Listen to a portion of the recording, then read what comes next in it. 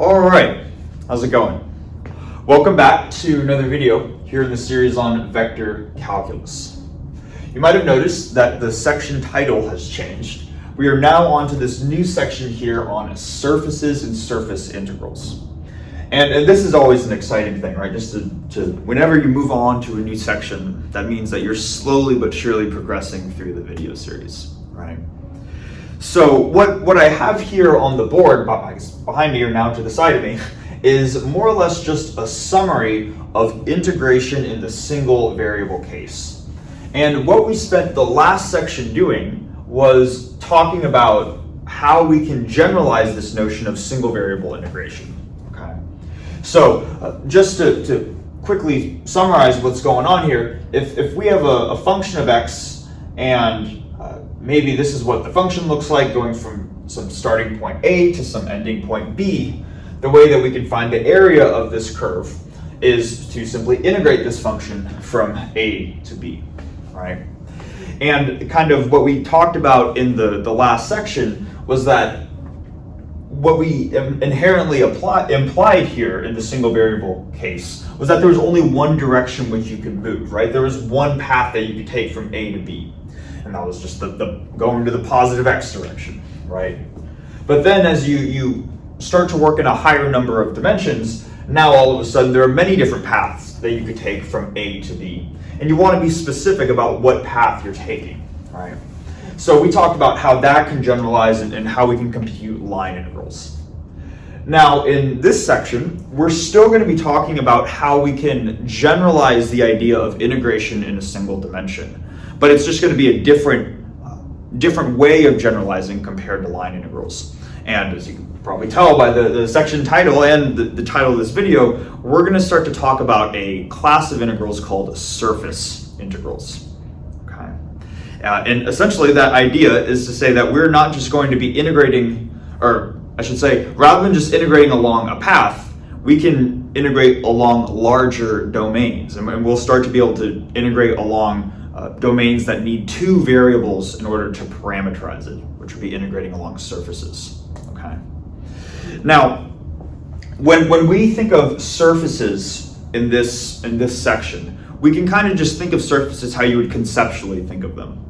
Like for example, if you had a piece of paper, right? That paper would form some sort of rectangular surface, assuming that the paper is a rectangle, right? And more or less, just as long as we have that visual idea that it's some sort of, if we think of a surface as like some sheet of paper or something along those lines, that's a good enough intuition for this section here. Now, what I want to do, kind of just to introduce surface integrals, is at the very beginning, just to go through a misconception, at least that I had when I was first learning about these things. So when I heard, or when I was first learning surface integrals, and we were told that we were going to integrate over surfaces, my mind went back to this single variable picture right here, and I said, well, I'm looking at this thing, right? I'm looking at this graph. I'm like, isn't this a surface? Isn't this kind of like a sheet of paper? In other words, haven't we already been doing surface integrals? And if we haven't been doing surface integrals, what are we doing? So I want to first just make sure that we understand how surface integrals generalize from this single variable case. So we have that clear distinction. So what I'm going to do is I'm going to start by just drawing a picture down here that is supposed to be equivalent to this one-dimensional picture right here. So what I'm going to do is I'm just going to draw out kind of a line, and this is going to be my x-axis, my domain.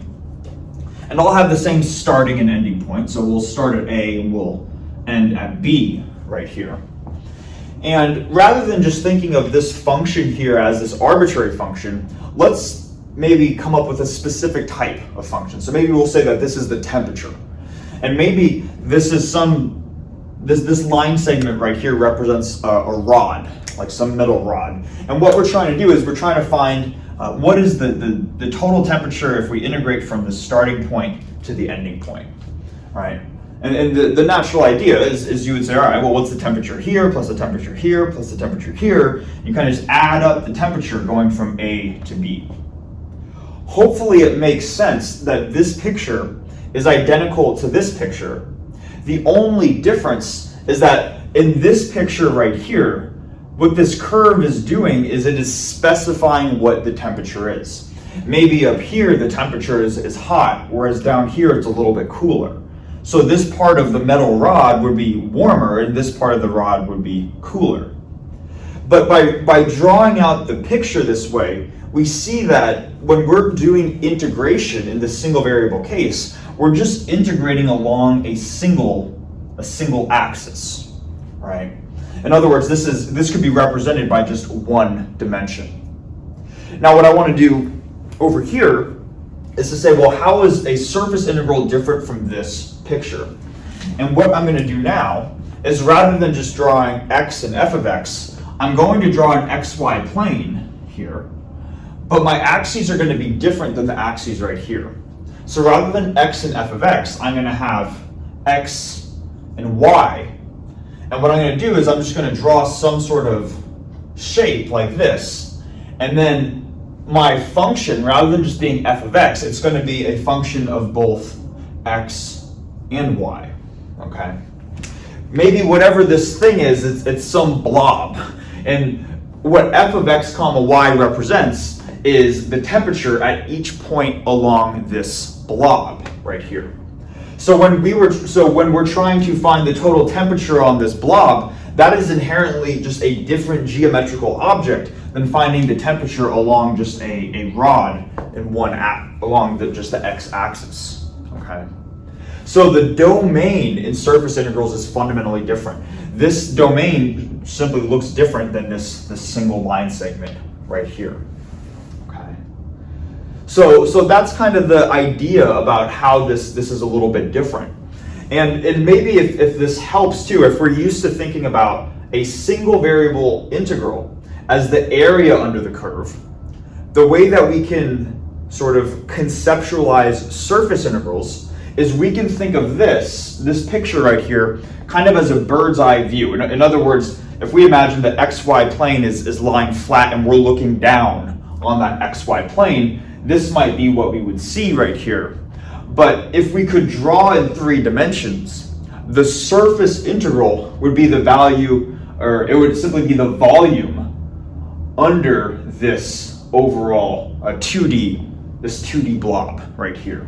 So rather than just having a curve going in 1 dimension, if we imagine maybe the y-axis, let's do this. If we imagine the y-axis is going out like this and the xy plane is kind of this horizontal thing, we could imagine this curve that's represented by f of x. That could be the temperature. This curve exists everywhere along the blob in the xy plane. Okay.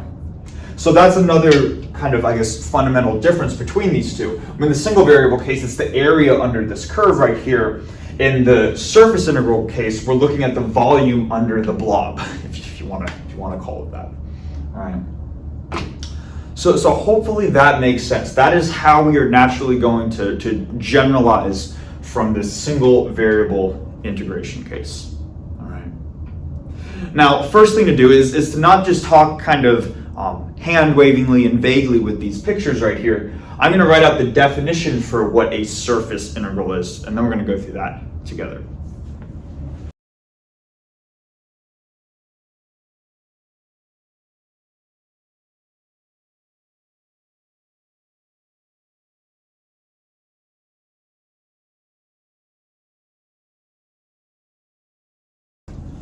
All right, so we have the kind of the central definition here for this section, which is the definition of a surface integral.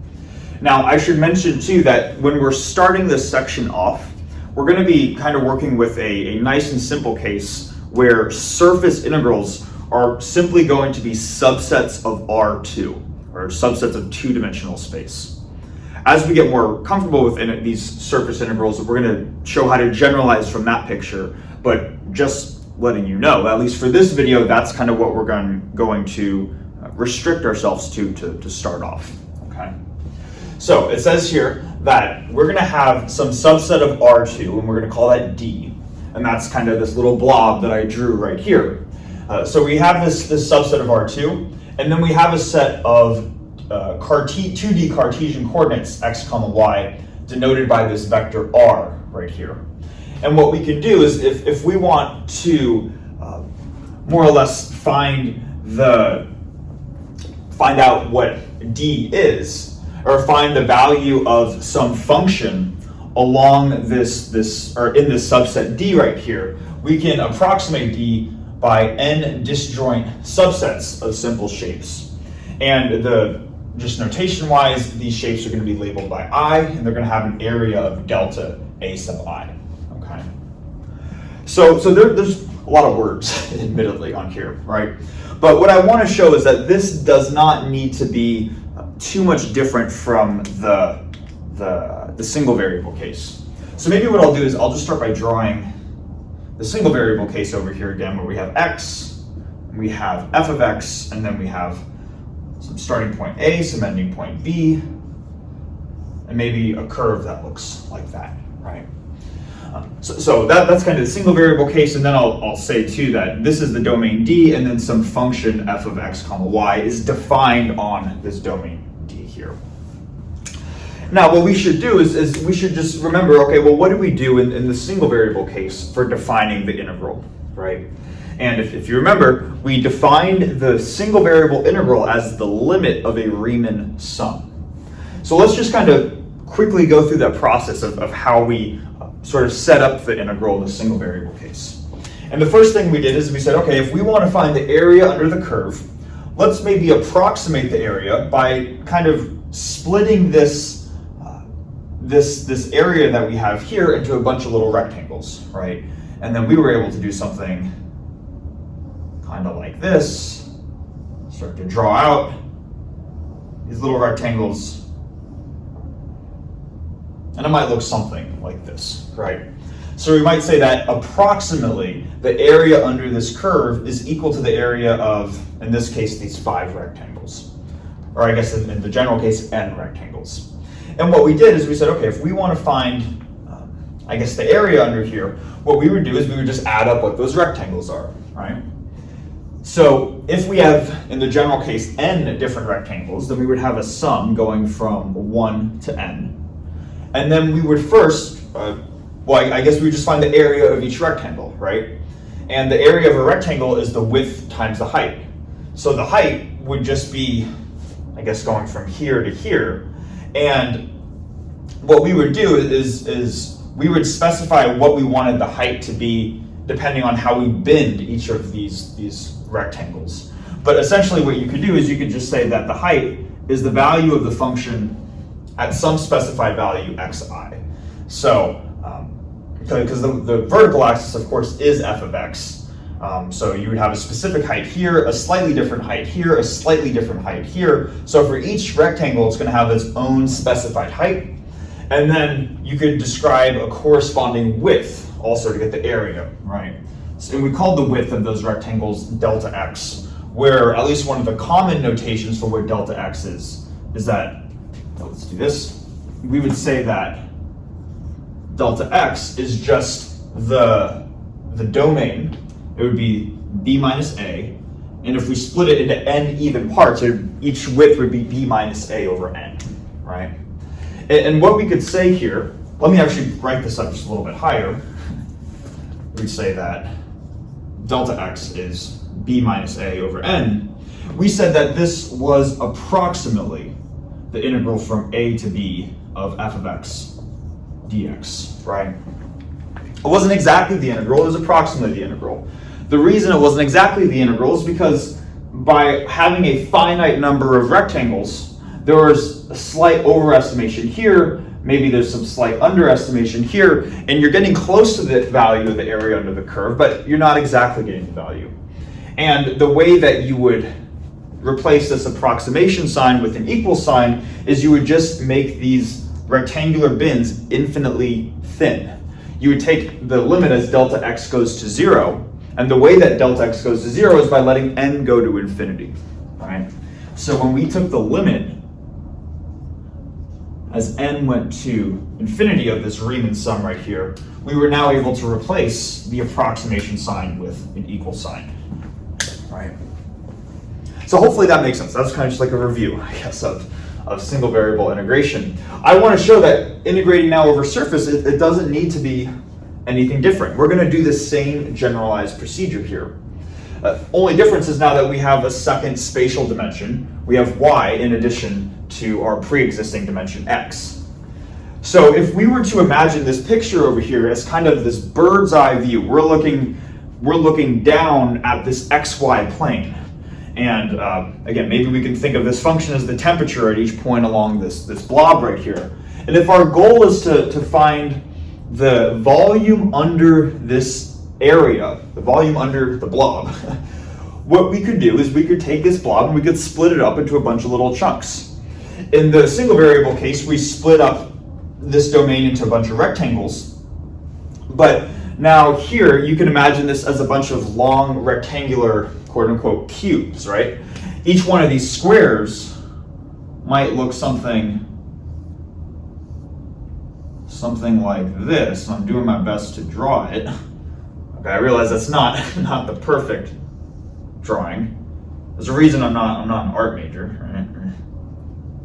But each of these squares here might look like a rectangular cube whose height goes to where the tip of the surface is, and the bottom goes down to the xy plane. Okay, so maybe this is the xy plane right here, and then the height up here is approximately the value of the function at some xi comma yi, like this. Or more generally, if rather than writing x comma y, we can just write it compactly as ri. So I'm going to replace xi comma yi with just f of ri, like this. Okay. And now, we're just going to apply the similar procedure. If we wanted to find the volume under this area right here, we would just want to sum up each of these different little cubic, they're not cubic, but rectangular prism-like structures, right? So we would have a sum going from I equals 1 to n, like this. And then we would first add up the height of these long cubic structures. So we would have f of ri. And then kind of like here, rather than just a delta x, we're going to have, where we're just having a bin width, we would need to find more or less the little area of the base of this rectangular cube in this case, right? We found the height, then we just need the base width. And we specified that here by delta AI. Delta AI. So it has this incremental area. And before we, if we were to kind of split up our domain like this, that would be approximately the integral. And the notation is going to be a little bit different than what we have right here. There's not like a clear, what's the starting point of this domain and an ending point. So what we're going to do is we're just going to say we're integrating over this domain. So we're going to say we have the integral subscript d. And what quantity are we integrating? We're integrating this function f of xy over some area A.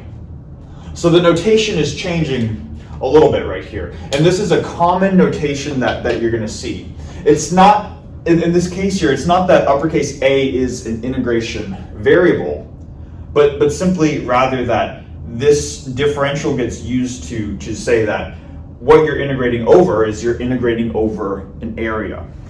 In a case where we integrate over volumes, we'll see that this is dv. That does not mean that v is the integration variable itself. The integration variables themselves are still x and y. So dA is what we're going to see in a second. It can be decomposed as dx times dy. All right, and hopefully that makes sense, right? Like maybe this little distance right here is dx, and this little distance right here is dy, and the product of those would be overall dA.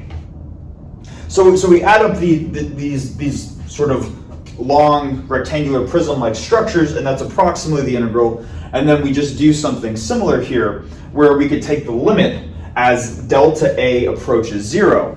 Kind of like here, where we said the rectangular prism gets infinitely thin. We want this area, delta A, to also get infinitely thin. There's one slight subtlety though that we need to be aware of that we did not have to take into account in the single variable case. Let's just suppose that you see the base of this right here that has dx, dy. I want to zoom in on that and I'll draw that down here. So this bottom square-ish like structure might be this, and then we might have dx, dy like this. And we want this overall area to go to 0. Now there's different ways that you could do this. There's not just a single way, kind of like here. We could have dx go to 0 and we could have dy go to 0. Either of those would work. But one thing that you kind of want to avoid is you want to make sure that as one quantity goes to 0, the other quantity doesn't become infinite. You could imagine if we took this square and we just squeezed it, maybe it was very malleable, maybe it could be transformed a lot. So maybe as we squeeze it, it's possible that as dx gets thinner, maybe dy starts to elongate, right? And it's, in theory, possible that as dx gets infinitely thin, dy gets infinitely large. And that's something that we want to avoid. So typically the way that people define this limit is not quite like this, but rather what they do is they say, let's suppose that with this little square right here, we can surround this square with a circle. And I'm going to do my best to draw a circle. And really this is just meant to describe some boundary. And this circle here has a circumference of L right here. And what we require is that as this area goes, as this square here gets infinitely small, at the same time we're requiring that the square does not exceed this boundary of circumference L. Okay, so that way as something gets infinitely thin, the other can't get infinitely large to go outside of that boundary. So typically what you do is you could take this, and then the way that you enforce this limit is that you take the limit as this surrounding area gets progressively smaller and smaller. And as this surrounding circular area gets smaller and smaller, that in turn will restrict the possibilities of what this square can be. So then we would define the limit as this circumference value, or this parameter L, goes to 0. And it's in that case where the sum ends up equaling the surface integral. Okay. So we see that the idea is the same. You're still ultimately taking a limit of a Riemann sum. It's just that there are some slight additional subtleties that come with the higher dimensional case. Okay. So hopefully that makes sense, at least in terms of the definition. Because again, we want to keep in mind, and this is especially important for people that are just learning calculus, is that there's an intuition and a definition for things.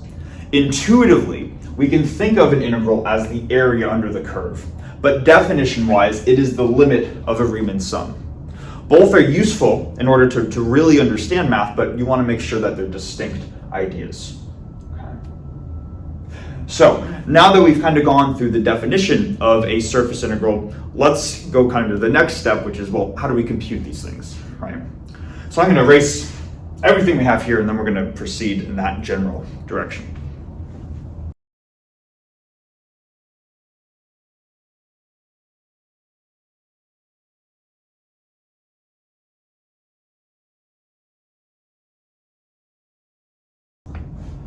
Okay, so now kind of addressing the practical question of how do we actually compute a surface integral? So I have this diagram right here, and then I also have this equation right here. And the equation might look a little bit interesting, so I want to unpack it and kind of explain some of the notation that's going on. All right.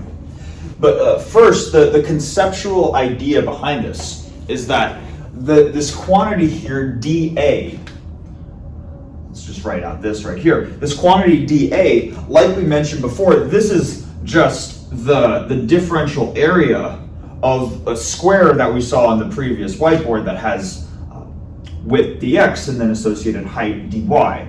So naturally, if you want to find the area dA is just going to be the product of those two. It's going to be dx times dy, like this. And then with just avoiding all of the other things, that's what I just want us to notice here right now.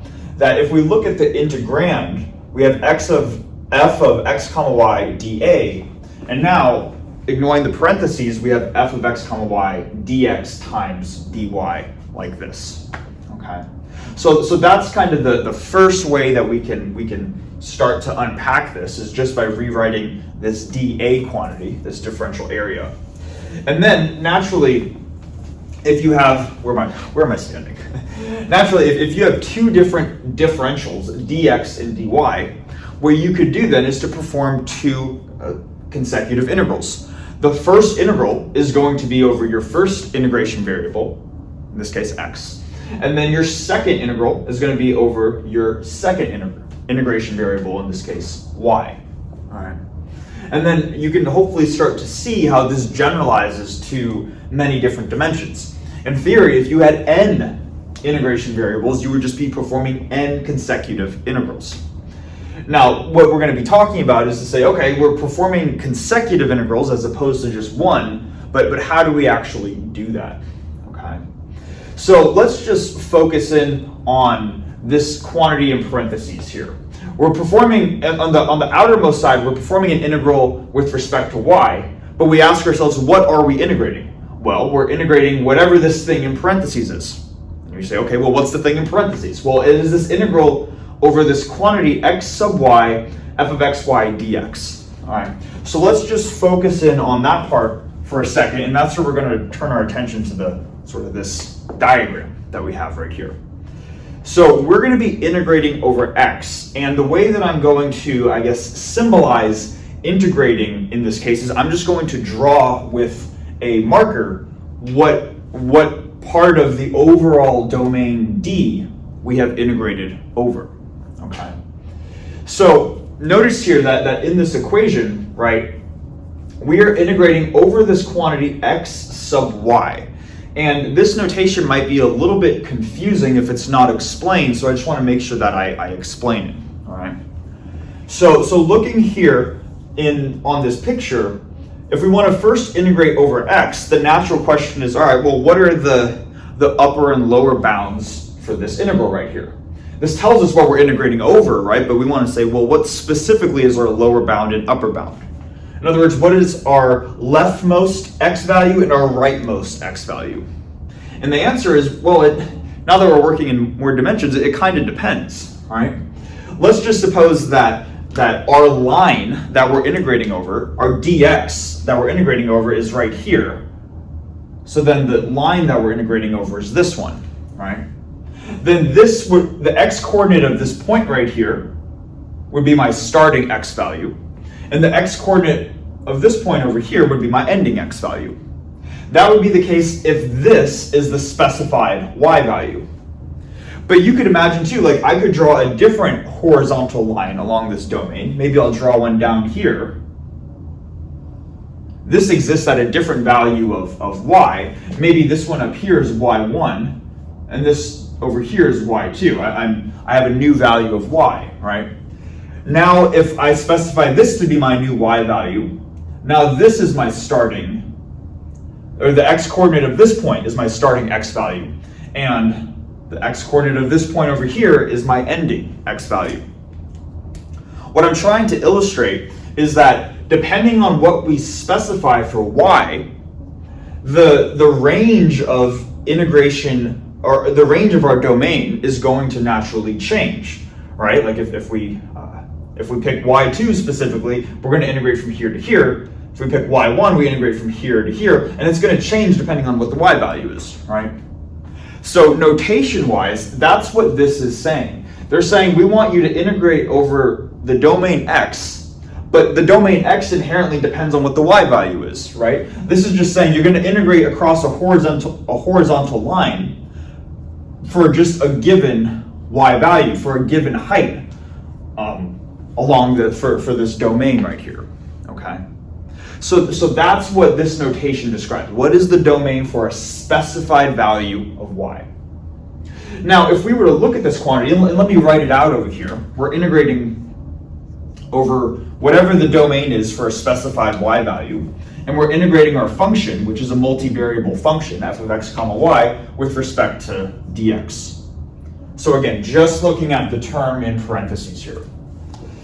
Now, one of the things we learned from single variable calculus is that as long as we don't have an indefinite integral, which let's assume that's the case, right? Because let's say that we know the starting and ending points for our domain. So we have a lower and upper bound. If we know that we have a definite integral, then after we integrate out x, then x is no longer going to be an associated quantity in your resulting expression, right? Well, like for example, if we just had the integral of f of x dx from a to b, the resulting expression here would not depend on x because that was our integration variable. It's like an index, right? We're summing over that value, so the index is no longer going to show up after we've summed over it. Same thing's going to apply here. Now that we're integrating over x, after we've summed up over x, it will no longer appear in this expression, but it's still possible that y is going to show up in this expression. So our resulting quantity might be a new function. It's not going to be f anymore because we've integrated over it. Maybe we can call it g. And rather than g depending on both x and y, because we've integrated over x, now g is purely going to be a function of y. And that's okay. Our answer can still be in terms of y, because once we've evaluated this term in parentheses, it's then at this point where we just integrate over y. This is the quantity in parentheses, right, that we said right here, and then we're integrating it with respect to dy, like this. All right. Now, just notation-wise, we might be wondering, okay, if this was x sub y, how come this is just an uppercase y right here? And the idea behind that is that with x sub y, our range depended on whatever the value of x was. Or I should say our range, let me restate that. Our range right here depended on whatever the height y was. If we had y2, this was the range. If we had y1, this was the range, right? So now though, once we've integrated over x, the only integration variable at this point is y. So now there's only one direction to consider, and that is the vertical direction. And if we want to integrate over the entire domain, we're just integrating from the lowest point in the vertical direction to the highest point in the vertical direction. So in this case here, y is simply going to be the lowest point to the highest point, whereas x sub y is going to depend on whatever your value of y is. Right? So that's why you have this new notation thing. This will not depend on x because you've already integrated it out. So this is kind of the conceptual idea, right? You just perform integrals one at a time. Now, maybe just so we get a picture of what's going on here visually, once we integrate x, once we integrate this thing in parentheses, that's the equivalent of me shading in one of these lines. So let's say I integrate along y1, right? That would be the equivalent of adding up over this region of the domain right here. But then what I could do is I could say, well, I want to not just integrate over this region of the domain. I want to integrate over the domain for all possible values of y. I want to integrate this line, this line, this line, and then what this integral is doing right here, the integral over y, is it's adding up this horizontal line plus this horizontal line plus this, and then you slowly start to fill in your domain D, kind of like this, right? And hopefully we get the picture. All right. So this is how we can more conceptually perform a surface integral. Hopefully that makes sense. Now, I want to emphasize that this is not the only way that we can perform a surface integral. Because notice here that we integrated over x first and over y second. But there's no reason, other than x comes before y in the alphabet, right, that we should integrate over x first and y second. It's also very possible that we can integrate over y first and then x second. So just really quickly, and I'd rather be too thorough here than not thorough enough, I want to just kind of redraw this picture that we have. So I'm going to erase kind of internal workings of this thing right here, as best as I can, at least. I'm going to erase this, the dashed lines. Let's see. Hopefully you can forgive the, the slight messiness here, and this will be something like this. Yeah, okay. All right. So if this is still our domain here, now let's say that we want to integrate over y first and then x second. So what we would do is we could also write dy here and dx second. We could then ask ourselves what then would change. And what would change is that now that we're integrating over y, that first, what we're doing is we're adding up a vertical line now. But that vertical line now depends on the value of x. For example, if this is our vertical line right here, that might be the vertical line for a given value of x1. But that vertical line has a different range, a different min and max value compared to if we're integrating over here. If we're integrating over here, and this would be at a value of x2. So we see the same sort of dependence, right? We're integrating over some y range, but that y range depends on what value of x is chosen. So you would integrate along for a specific value of x, and that would be the equivalent of more or less drawing a single line. And then if you want to integrate the outer integral, you would just be adding up these vertical lines as opposed to the horizontal lines. So you would say, okay, how do I add up all of these vertical lines right here? Well, I'd add up the vertical lines from this starting point over here to this ending point over here. And this overall range might be denoted by some uppercase letter x, okay? So now my outer integral is over the entire range of x values. So that would be the equivalent of adding all of these vertical lines together such that we're, and hopefully you get the idea, right? Such that you're filling in the area. So there's more than one way to do this and how to perform these integrals. So hopefully that makes sense. Now, I guess really quickly what I want to do is I want to write out a specific theorem that talks about the idea of being able to change the order in which you integrate. There are actually certain conditions for when you can do that, although for the purpose of this video series, they will mostly apply. But I still want to write out that theorem real quick just to go through it. It's called Fubini's theorem. So let me write that out.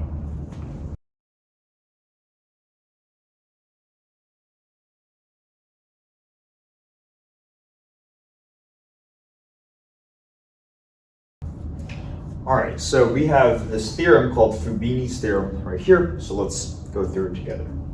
It says, essentially, it talks about the conditions for what is, or when you're allowed to interchange integration variables. Again, this is kind of a subtle point, but it's still just worth mentioning just so we're kind of aware of it. So in order to be able to change the order of integration variables like this, then you're going to require that both f is a continuous function. That's the first thing. And the second is that in the case where we're working with R2 subsets, we want D to be a compact subset of R2. Okay? So if f is continuous and if D is compact, then you're allowed to interchange variables here. Now, the main sort of jargon that shows up is this word compact. So like, what does that mean, right? It has a precise definition in math. And it means to be both closed and bounded. And then you start asking, okay, well, what does it mean to be closed and bounded for a domain to be, or for a subset to be closed and bounded? And those terms themselves both have precise definitions in math. They'll typically show up when you take a first course in topology. Closed more or less is just kind of the complement of an open. A closed subset is more or less the complement of an open subset. And for a subset to be bounded, essentially all of the points within that subset need to lie within a certain distance of each other. All right? That's at least the basic idea behind those two concepts. But again, this is more of a subtle point. It's more just to say, by the way, here are the exact conditions where you would be able to interchange integration variables. Now, in case you're wondering, do I need to be able to apply Fubini's theorem to any of the problems in this problem set? The answer is more or less no. or not even more or less, the answer is no. The functions that we're going to be working with, they will be continuous functions, and we will be working with compact domains, at least. So it's not something we have to worry about, it's more just a fun fact. There are precise conditions for when we can do this, and this is what they are. All right. Okay, so hopefully that more or less makes sense. Now, going through all this, we might be like, okay, I sort of get the idea, but I imagine that this will be most helpful learning by just going through an example. So what I'm going to do now is I'm going to erase what I have here. We're going to go through an example of integrating some function over a nice little domain. We're going to integrate it both ways, one with respect to x first and then y, and then we're going to reverse that process, and I think that will help solidify some things.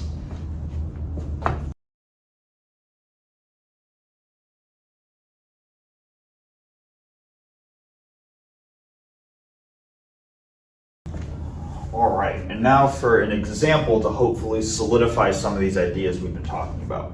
So what we're going to be doing is we're going to be integrating this function here, f of x comma y equals x squared y, and the area, the R2 subset that we're going to be integrating over, is a triangle that is bounded by these three vertices. So we have the origin, 2, 0, and then 0, 1. Okay.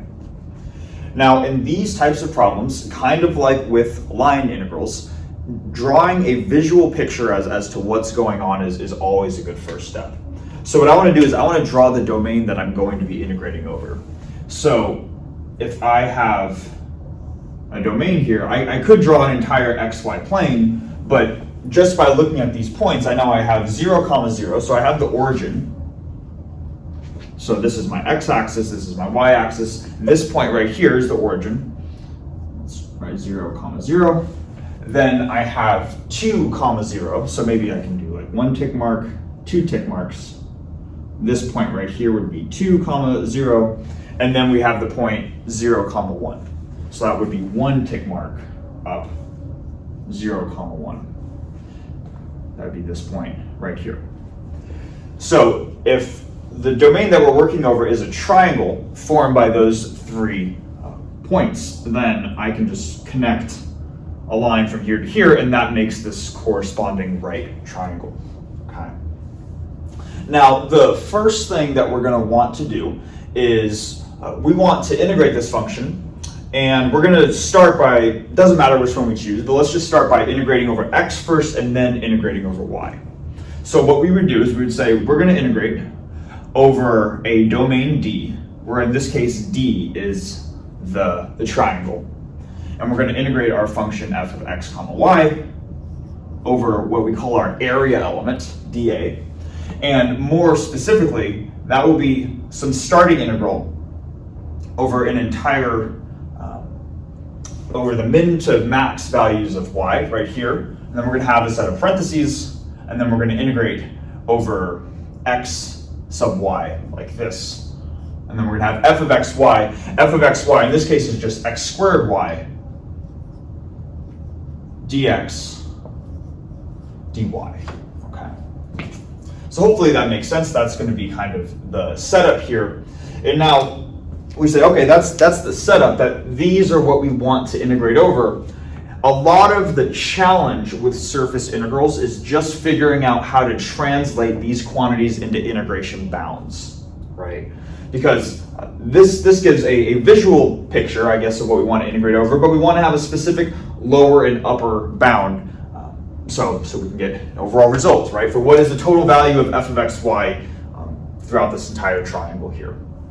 So let's start with this quantity right here, x sub y. So that's going to be the range of x, which depends on the value of y. Like what we mentioned in the previous whiteboard, that would be equivalent to one of those horizontal lines. Maybe if this is the value of y right here, it would be from, x would range from this point out to this point, right? So what we want to do though is we want to say, okay, how do we formulate that into an overall bound? And usually what people end up doing is they come up with just a general expression not just for one horizontal line, but for any given horizontal line. Obviously, whatever the horizontal line is, it's going to depend on your height, right? Whether we do this line, that will be different than this line, which will be different from this line. So the line itself is going to depend on y, which that just in turn tells us that our integration bounds are going to depend on y. Okay. So let's see how we can set that up here. Notice that regardless of which, let me move these points because I want the points to be represented by the vertices. Okay. So it looks like regardless of what horizontal line we choose, it always seems to have a starting x value, whether it's this one, or this one. The x coordinate for these starting values is always 0, right? This might be like 0, comma a quarter, 0, comma a half, and 0, comma 3/4, but the x coordinate's always 0. So I'm going to rewrite this first integral over here. So the integral over x given y of x squared y dx, that's an integral with a lower bound is 0 in each of those lines. And then the final point, the ending point of these horizontal lines, that's where it seems to differ, right? If we pick this line, the ending point is over here. We got to go a little bit farther out for the middle one and even farther out for this lower one, right? So it seems that while this starting point is just a constant, it's always 0, the ending point needs to depend on the value of y. And then here's the general sort of technique that people use. They say, well, okay, if I want to find the specific value of y for any point along here, what I can do is I can just come up for the equation of a line to describe what this line is right here. That will give me a relationship between y and x, and then I can use that to say, okay, what is the final x value? What is the upper bound on my x value for a specified value of y? Okay. So let's do that, and I think it'll make sense once we go through it. So this is a straight line, meaning it can be quantified by 2 points on that line. And it's just a matter of finding the slope and intercept of that line. So maybe I'll do that over here. If we were to use y equals mx plus b like this, we can solve for m and b given 2 points on the line, which were provided, 0, 1 and 2, 0. So if we plug in 0, 1 into this equation, we would get y would be 1 equals m times 0 plus b, which is simply b equals 1, right? And that makes sense, right? This is the y-intercept, it's 1. So now we can rewrite this as y equals mx plus 1. And it's at this point where we then just apply the other point, right? If we plug in 2, 0, we get that y is 0 equals m times 2, or 2m plus 1. So then solving for m, that tells us that m is going to be negative 1/2, right? So then the equation for this horizontal line, the hypotenuse of the triangle, is y equals negative 1/2 x plus 1. Right? I mean, hopefully we know how to do that, right? So this is the equation that we have for the line here, and maybe I'll just write this out, that this line is specified by y equals negative 1/2 x plus 1. But let's keep in mind what we're trying to do. We're trying to find the upper bound on our integral over x. So we want to say, what is the x value for a given value of y? What we have right now is the y value for a given value of x. So what we need to do is we need to just rewrite this equation so that it's in the form x equals something in terms of y. So if we were to do that, we subtract 1 to the other side, so we get negative 1/2 x equals y minus 1. And then if we multiply negative 2 over to the other side, we get that x equals 2 minus 2y, like this. Now what this equation right here is telling us is that for any point along this line, which for any horizontal line, this is the upper bound, right? The horizontal lines here, they stop at this hypotenuse. So for any value along the hypotenuse, the x-coordinate is given by this equation for a specified y-coordinate. So this equation right here is what we're going to use as our upper bound for the integral. And it's at this point where we start to see things that are a little different from the single variable case, because with single variable definite integrals, our lower bound and upper bound had to be a constant. In this case, they also have to be a constant with respect to our integration variable. But now that we're working in multiple dimensions, that could just mean some general function of another variable. So if we're integrating with respect to x, these lower and upper bounds could just be functions of y. And vice versa. If we're integrating with respect to y first, the lower and upper bounds can be functions of x in the general case. And that's what we see here. So this would act as our upper bound. We're going from 0 to 2 minus 2y of x squared y dx. Okay. So hopefully we're seeing that is how these things generalize, but hopefully it makes sense, right? We're still doing the same thing in single variable calculus, where we're just finding our lower and upper limits of integration. It's just a matter of it being a function this time as opposed to a pure number. So let's go through this. Let's solve this. So if we integrate this with respect to x, this is going to give us x cubed over 3 times y. So we're going to have x cubed y over 3. And we evaluate this at 0 and 2 minus 2y. So if we plug this in, let's see, we're going to plug in this, our upper bound. So our upper bound, when we plug this in for x, is going to be not x cubed, but 2 minus 2y, that quantity cubed times y over 3. And then we're going to subtract this when x is equal to 0. So we have 0 cubed times y over 3. And this, of course, goes away, leaving us with just this quantity. Now, I realize I didn't memorize what the value of this thing is, and we could, of course, expand this out. But what I'm going to do, I'm going to fast forward through this part of the video, just write out what this integrand is, and then we'll finish the problem from there.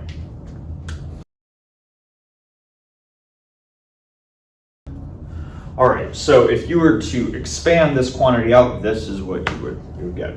Okay. Now, it's at this point that we have this quantity in terms of y, but we're not done yet, right? Because what we just did is we evaluated the thing in parentheses, but we still need to perform this outer integral as well. So what I'm going to do is I'm going to maybe just like rewrite this expression right here just in the integrand of this outer integral. And once we compute the outer integral, then we'll be done. So maybe I'll do that over here. We have the integral over uppercase y.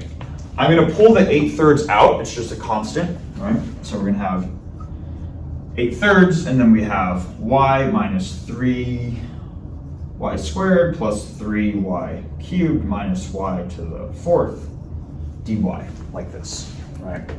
So now this is the integral that we need to solve. And we're almost done here, right? Except we just got to figure out what y is, right? Y is the domain that we're going to be integrating over along the y direction. And let's just conceptually remember what we're doing when we're integrating over this rectangle, or this triangle, excuse me, is we've now essentially integrated along a specific line for a given value of y. And now what we want to do is we want to say, well, let's add up all of these individual lines. So let's start to add up this line plus this line. We're going to continually add up lines until we fill in the entire area of the triangle by adding up a bunch of different horizontal lines. And it's at this point where we just say, okay, how many horizontal lines do I want to add up? Well, I want to add all of them up, starting from the bottom and then going up to the top. So at the bottom of the triangle, the base of the triangle, the horizontal line is going to exist at y equals 0. So instead of this uppercase y, I'm going to have a lower bound of 0.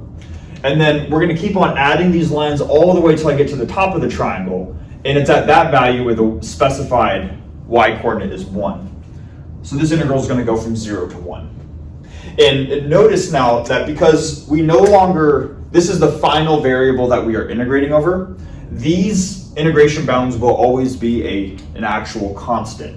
It's only in the case where you have these inner integrals where the integration bounds might be functions of another integration variable.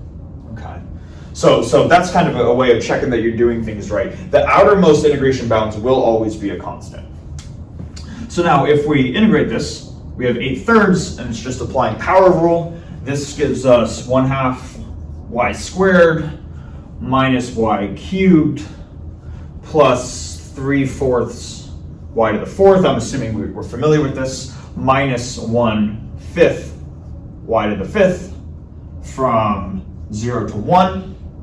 And if you end up just simplifying this, you will end up getting, have the answer right here, you will end up getting 2/15 as your final answer. Okay.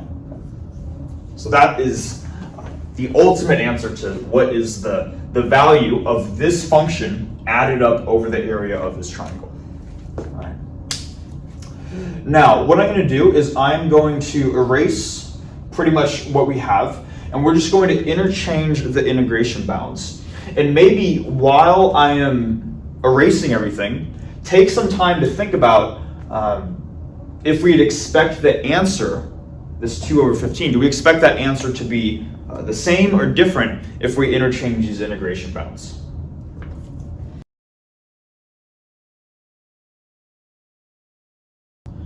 All right, so we're now going to solve the same integral, except we're just interchanging the integration variables. First, we're integrating over y and then x.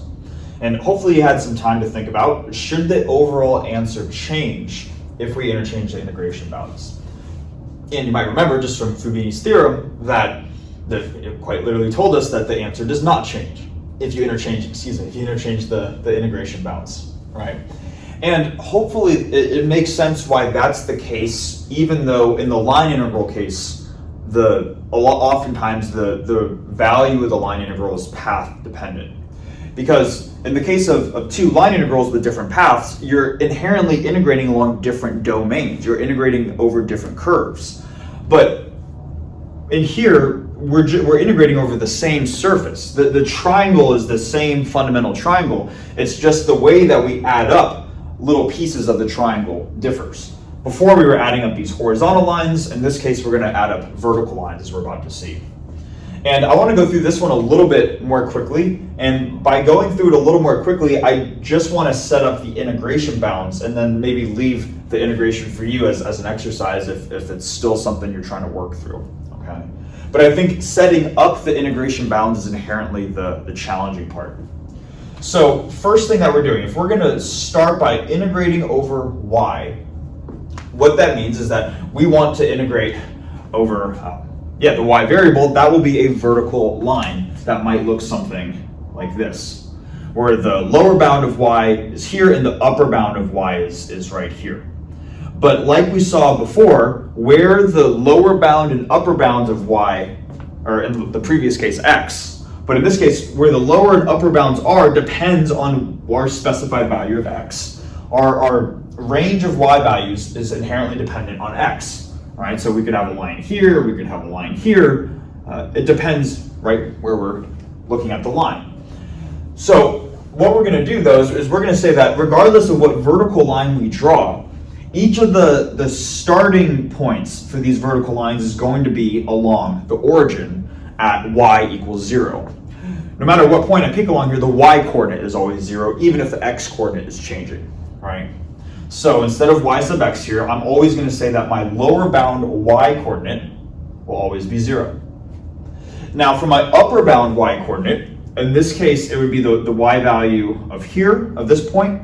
If this is my line, then the upper bound would be the y coordinate of that point. And we see that the upper bound of this vertical line right here is going to lie along the hypotenuse of the triangle, just like last time, right?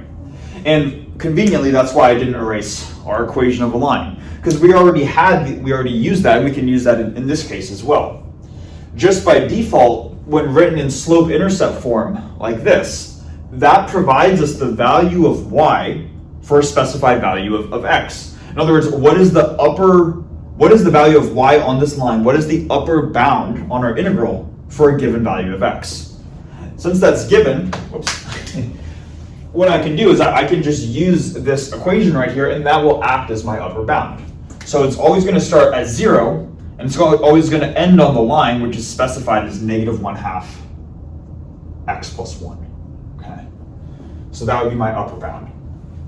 A good way of checking if you're doing this right, too, is that if you have integration bounds that are functions of other variables, these functions should always be functions of the outer integration variable, not the inner one, because that's what you're integrating over, right? You don't want any factors of y after you've done the integrating. So if you had a factor of y in the upper bound, that would mean that y would show up after you evaluated the integral.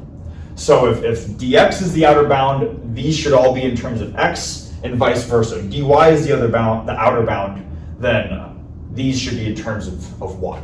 All right. But anyways, this is how we construct the bounds for our inner integral.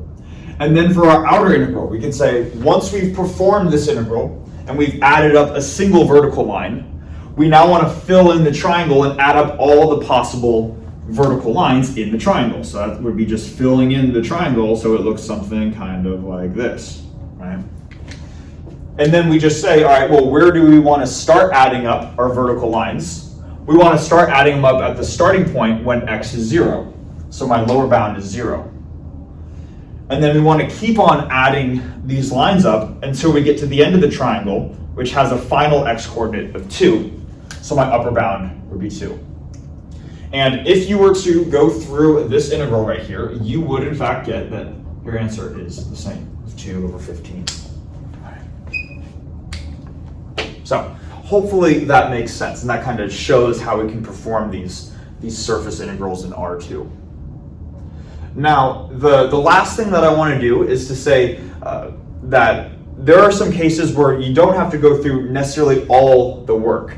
Kind of like how conservative vector fields were the nice case where integrating them along a line only dependent on the endpoints. There are certain types of scalar functions that are convenient for making these surface integrals easier. So we'll talk about those briefly, and that'll be it for the video.